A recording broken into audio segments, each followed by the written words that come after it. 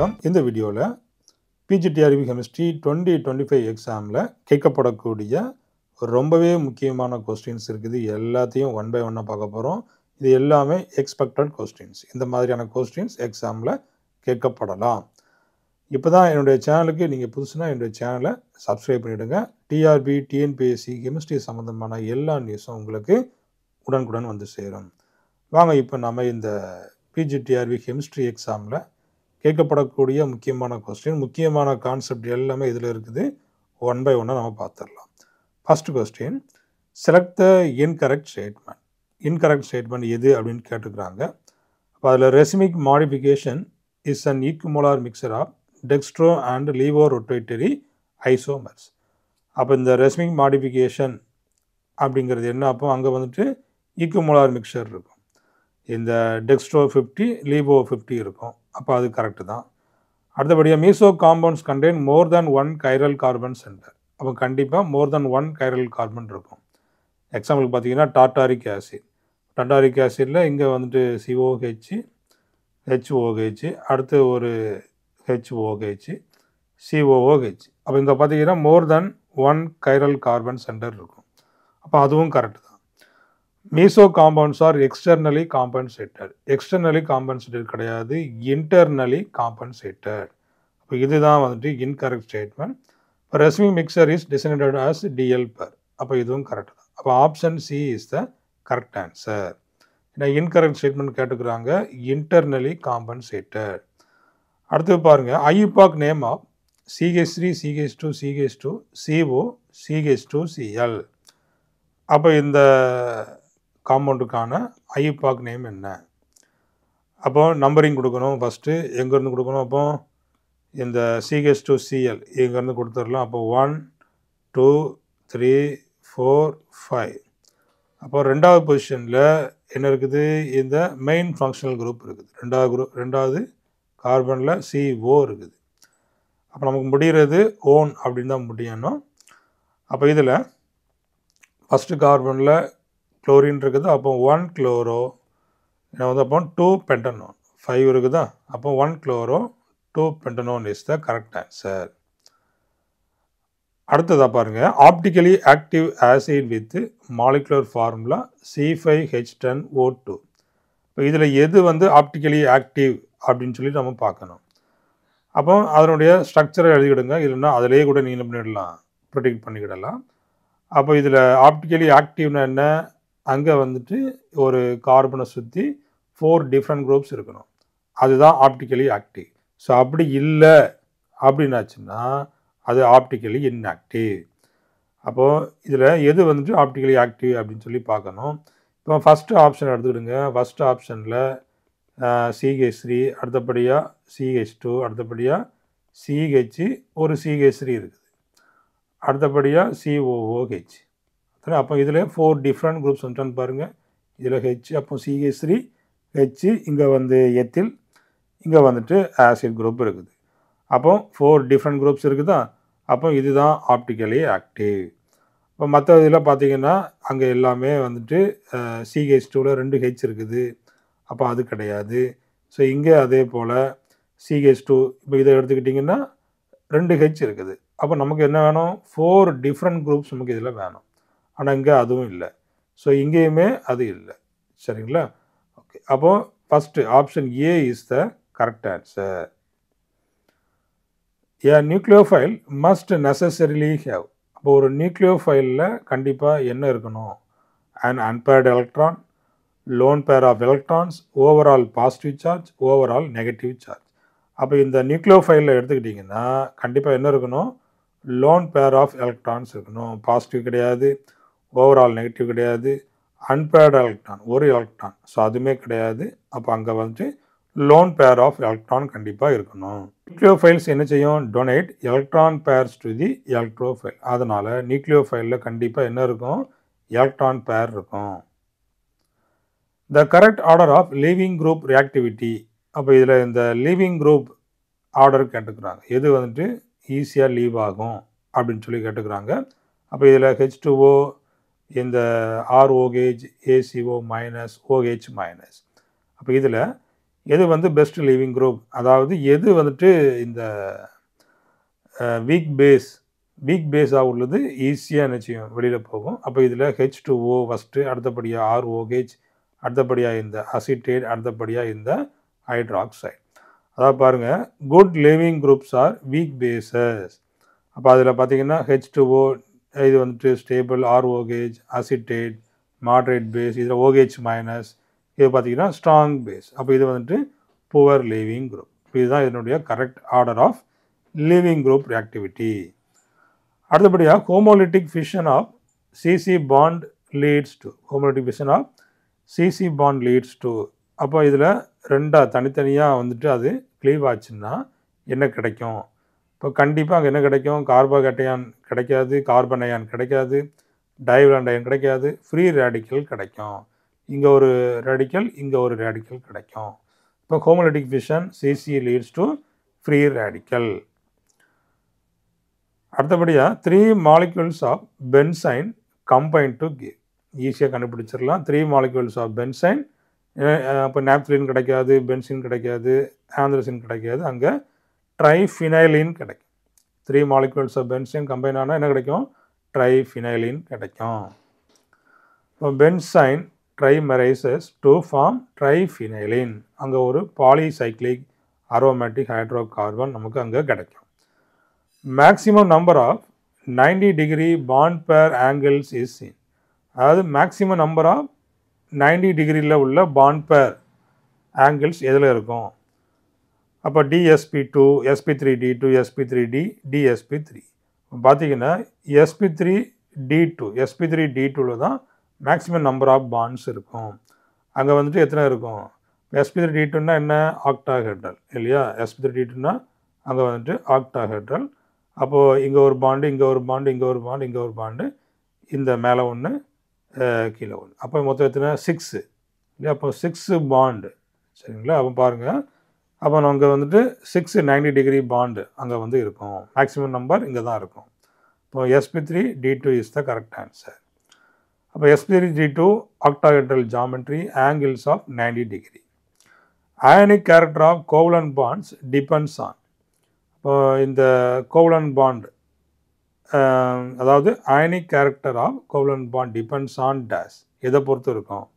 Electron negativity, electron affinity, heat of enthalpy, lattice energy difference. அப்போ இந்த covalent பாண்டினுடைய ionic character எதை பொறுத்து இருக்கும்னா இந்த எலக்ட்ரான் நெகட்டிவிட்டி டிஃபரன்ஸ். இது வந்து very very important question. Electron negativity difference. அப்போ electronegativity, greater electronegativity difference, greater bond polarity பார்த்திங்கன்னா ஹையர் அயானிக் கேரக்டர் இருக்கும் அக்கார்டிங் டு ஃபஜான்ஸ் ரூல். அடுத்தபடியாக இந்த lattice energy order of KF, KCl, KBr, KI. அப்போ இதனுடைய lattice energy order. இதில் எது வந்து ஸ்மால் சைஸில் அங்கே வந்துட்டு இந்த அட்ராக்ஷன் அதிகமாக இருக்கும், அதை உடைக்கிறதுக்கு அதிகமான எனர்ஜி தேவைப்படும். அப்போ இதில் KF, K வந்து எல்லா இதுலேயுமே காமனாக இருக்குது, அப்போ அது பிரச்சனை இல்லை. அப்போ இதில் KF, இப்போ KF தான் அதிகமான லாட்டிஸ் எனர்ஜி இருக்கும். Option A is the correct answer. KF, அடுத்தபடியாக KCl, KBr அண்டு KI. இப்போ இதில் ஸ்மாலர் ஆனையான் ரேடியஸ், அப்போ அங்கே வந்து பார்த்திங்கன்னா இந்த ஸ்ட்ராங்கர் அட்ராக்ஷன் இருக்கும். அப்போ இதில் F- பார்த்திங்கன்னா ஸ்மாலர் ஆனையான் ரேடியஸ், அப்போ அங்கே வந்து பார்த்திங்கன்னா ஹையர் லாட்டிஸ் எனர்ஜி இருக்கும். அடுத்தபடியாக hybridization of ICl molecule. ICl மாலிக்யூலினுடைய ஹைப்ரிடைசேஷன் என்ன? அப்போ ஃபஸ்ட்டு இந்த ICl பார்த்திங்கன்னா இது வந்து லீனியர் ஸ்ட்ரக்சர். ஆனால் இங்கே என்ன இருக்கும் அப்படின்னு பார்த்திங்கன்னா sp3 ஹைப்ரிடைசேஷன் ஆஃப் IClக்கு பார்த்திங்கன்னா என்ன இருக்கும்? அப்போ இது வந்துட்டு அயோடின். அப்போது அயோடின் வந்துட்டு எங்கே இருக்குது? ஹேலஜன் குரூப்பில் இருக்குது. அப்போ என்ன செய்யணும்? அப்போ அதில் உள்ள வேலன்ஸ் எலக்ட்ரான்ஸ் என்ன அப்படிங்கிறத பார்க்கணும், அப்படி தானே? அப்போ அங்கே வந்துட்டு இந்த 7 எலக்ட்ரான்ஸ், வேலன்ஸ் எலக்ட்ரான்ஸ் இருக்கும். அப்போது ஐயை சுற்றி ஐ போட்டுக்கிடுங்க. ஸோ அப்போ 1 2 3 4 5 6 7. இப்போ 7 எலக்ட்ரான்ஸ் நம்ம போட்டோம். இங்கே யார் இருக்கா? Cl தான் இருக்குது. அப்போ அந்த Cl மட்டும் இதில் போட்டாச்சு. இதில் ஒரே ஒரு பாண்ட் இதில் ஃபார்ம் ஆகும். மற்றபடி பார்த்தீங்கன்னா 1 2 3, அப்போ இதில் 3 lone pairs. சரிங்களா? அப்போ 3 lone pairs, 1 bond pair, 1 BP. சரிங்களா? அப்போ டோட்டலாக ஹைபிரிடைசேஷன் என்ன? sp3. இது எஸ்ன்னா இது பி, இது பி, இது பி. அப்போ sp3 ஹைபிரிடைசேஷன். ஸோ அப்போ இந்த மாதிரி தான் என்ன செய்யணும்? ஹைபிரிடைசேஷன் கண்டுபிடிக்கணும். அப்போ ஐசிஎல் வந்துட்டு ஜாமெட்ரின்னு பார்த்தீங்கன்னா டெட்ராஹெட்ரல், ஷேப்புன்னு கேட்டாங்கன்னா லீனியர். பாருங்கள், ICl is a linear diatomic molecule but iodine gas 3 lone pairs plus 1 bond pair. டோட்டலாக 4 electron pairs இருக்குது. அப்போ இங்கே sp3 hybridization. சரிங்களா? Conjugate acid of NH3. அப்போ இதனுடைய இந்த NH3னுடைய conjugate acid NH2 மைனஸா, H2Oவா, NH4 ப்ளஸ்ஸா, NH2OH.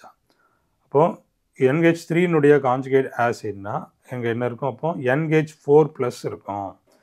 இதனுடைய பேஸ் தான் என்ன? அப்போ நமக்கு இந்த NH3 கிடைக்கும். அப்போ இது NH3னுடைய கான்ஜுகேட் ஆசிட் NH4 ப்ளஸ். இப்போ conjugate acid is formed by adding a proton to NH3. அப்போ NH3 becomes NH4 ப்ளஸ், அது ammonium ion. Equation for acid base strength determination is.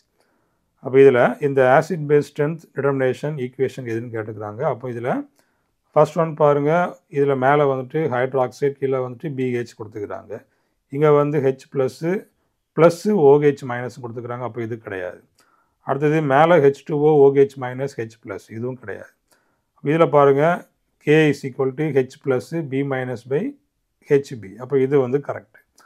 சரி, அப்போ பாருங்கள், அப்போ எப்படி இருக்கும்? இப்போ சப்போஸ் வந்துட்டு HB இருக்குன்னா அப்படி எப்படி இருக்கும்? H ப்ளஸ்ஸு, இங்கே வந்து ப்ளஸ்ஸு B மைனஸ். அப்போ நம்ம என்ன பண்ணலாம்? Concentration of H plus, concentration of B minus divide by HB. சரிங்களா? அப்போ இதுதான் வந்துட்டு correct equation for acid base strength determination. இல்லை அப்போ பாருங்கள், சிமிலர்லி இது வந்துட்டு ஆசிட் பேஸ். இப்போ அதே போல் நம்ம பேஸஸ்க்கும் நம்ம என்ன செய்யலாம் பார்க்கலாம். இப்போ H plus OH minus divide by H2O. So அப்படின்னு நம்ம பார்க்கலாம். அடுத்தபடியாக electrochemical series is arranged by. இப்போ எலக்ட்ரோகெமிக்கல் சீரீஸில் இருக்கும், நீங்கள் பார்த்துருப்பீங்க. அப்போ அதை எப்படி அரேஞ்ச் பண்ணியிருக்கிறாங்க? அப்போ ஸ்டாண்டர்ட் ஆக்சிடேஷன் பொட்டன்ஷியலாக கிடையாது, ஸ்டாண்டர்ட் ரிடாக்ஸ் பொட்டன்ஷியலாக கிடையாது, ஸ்டாண்டர்ட் எலக்ட்ரோகெமிக்கல் பொட்டன்ஷியலாக கிடையாது, ஸ்டாண்டர்ட் ரிடக்ஷன் பொட்டன்ஷியல். அப்போ option B is the correct answer. இப்போ electrochemical series list elements by standard reduction potential in descending order. In BF3 plus NH3 reaction, Lewis acid base is. இந்த BF3 plus NH3 reactionல Lewis acid எது, base எது அப்படின்னு சொல்லி கேட்டுக்கிறாங்க. இப்போ இதில் NH3 is acid கண்டிப்பாக கிடையாது, NH3 பேஸ் தான், BF3 பேஸு. அப்போ BF3 is acid, BF3 வந்துட்டு ஆசிட், NH3 பார்த்தீங்கன்னா அது வந்துட்டு பேஸ். அப்போ BF3 வந்துட்டு ஆசிட், NH3 வந்துட்டு என்ன? பேஸ். போத் ஆர் ஆசிட் கிடையாது, போத் ஆர் பேசஸ் கிடையாது. அப்போ option B is the correct answer. பாருங்கள், BF3 இஸ் எலக்ட்ரான் டிவிஷன், அது நம்ம லூயிஸ் ஆசிட்னு சொல்லுவோம். NH3க்கு லோன் பேர் இருக்குது, அது வந்துட்டு லூயிஸ் பேஸ். அப்போ இங்கே என்ன ஃபார்ம் ஆகும்? ஒரு ஆடக்ட் இங்கே வந்துட்டு ஃபார்ம் ஆகும். அடுத்து internal motions not considered in. Internal motion எங்கே கன்சிடர் பண்ண மாட்டோம்? அந்த டிரான்ஸ்லேஷனல், வைப்ரேஷனல், அதெல்லாம் எங்கே கன்சிடர் பண்ண மாட்டோம்? Transition TST theory, organise theory, energy of activation, அதாவது இந்த கொலிஷன் தியரியில் தான் நம்ம என்ன செய்யணும்? எதுவுமே கன்சிடர் பண்ண மாட்டோம். ஒன்லி கொலிஷன், நல்ல ஒரு கொலிஷன் இருந்துச்சுன்னா அங்கே வந்து ரியாக்டன் வந்து ப்ராடக்டாக ஃபார்ம் ஆகும். ஸோ அதை மட்டும்தான் அங்கே கன்சிடர் பண்ணுவாங்க. அப்போ option B is the correct answer. இப்போ collision theory assumes hard sphere collisions. அப்போ கொலிஷன்ஸ் மட்டும்தான். So does not account for vibrational rotational energy distribution. Transition state theory does. அப்போ இந்த அங்கே வந்து இதை கன்சிடர் பண்ணுவாங்க. இல்லை டிரான்சிஷன் ஸ்டேட் தியரியில் மற்றதை எல்லாத்தையும் கன்சிடர் பண்ணுவாங்க. பட் இங்கே கொலிஷன் தியரியில் கொலிஷன் மட்டும்தான் இருக்கும், வேறு எந்த இதையுமே கன்சிடர் பண்ண மாட்டாங்க. In third order reaction time taken is inversely proportional to. அப்போ தேர்ட் ஆர்டர் ரியாக்ஷனில் time taken T is inversely proportional to square of final concentration அப்போ இதில் கியூப் ஆஃப் இனிஷியல் கான்சன்ட்ரேஷன். அப்போ அங்கே தேர்ட் ஆர்டர் வந்துட்டுனாலே ஸ்கொயர் தான் வரும் மேக்ஸிமம். அப்போ அங்கே பார்த்தீங்கன்னா ஸ்கொயர் ஆஃப் ஃபைனல் கான்சன்ட்ரேஷன் பாருங்கள். அப்போது இந்த இன்டகிரேட்டட் ரேட் லா மூலமாக நமக்கு இந்த ஃபார்முலா கிடைக்கும். அதாவது அந்த டைம் t இஸ் பாருங்கள் இந்த இன்வெர்ஸ்லி ப்ரொபோர்ஷனல் டு தி இந்த ஸ்கொயர் ஆஃப் ஃபைனல் கான்சன்ட்ரேஷன். சரிங்களா? அப்போ option A is the correct answer. இப்போ இந்த மாதிரியான கொஸ்டின்ஸ் வந்துட்டு வரக்கூடிய எக்ஸாமில் பிஜிடிஆர்பி 2025 எக்ஸாமில் கேட்கலாம். இது எல்லாமே பார்த்தீங்கன்னா வெரி வெரி இம்பார்ட்டன்ட் கொஸ்டின், பேசிக் கொஸ்டின்ஸ். அப்போ இந்த பிஜிடிஆர்பி எக்ஸாமில் அப்படி தான் கேட்பாங்க. ரொம்ப கஷ்டமாக எதுவுமே இருக்காது. ஒன்லி அங்கே வந்துட்டு இந்த பேசிக் கொஸ்டின்ஸ் எப்படி அந்த கேண்டிடேட்ஸினுடைய அந்த அறிவை வந்து சோதிக்கிறது, அதுதான் இந்த எக்ஸாம். நல்ல நாலேஜோடு இருக்காங்களா, நல்ல பேசிக் தெரியுதா, ஸோ அதை தான் என்ன செய்வாங்க, செக் பண்ணுவாங்க.